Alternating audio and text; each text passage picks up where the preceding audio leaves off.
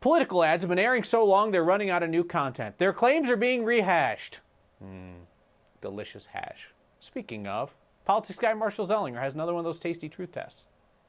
Peanut butter and jelly, two things that go together. Since this is a truth test, full disclosure, I hate peanut butter. And I love it, but that's not necessary to disclose in a truth test. Hey, hashtag transparency. Back to the ad. Gardner and Trump gave trillions in tax breaks to corporations and the wealthy. This only gives you half the information. In 2017, Gardner supported, Congress passed, and the president signed H.R. 1, the Tax Cuts and Jobs Act. It changed the tax code and lowered taxes for mostly everyone, not just corporations and the wealthy. The law lowered tax brackets, increased the standard deduction, increased child tax credits, and reduced the corporate income tax rate.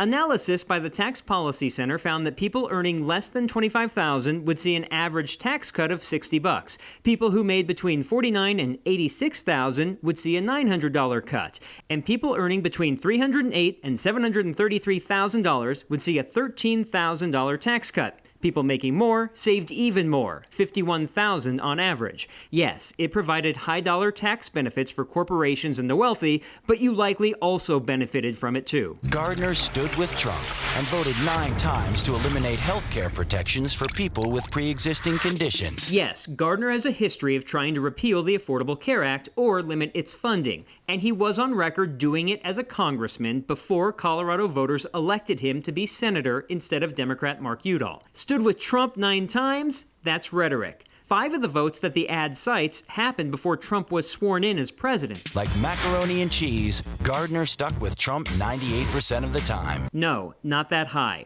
Senate Majority used this statistic in a June political ad, and during that truth test, we said it was close.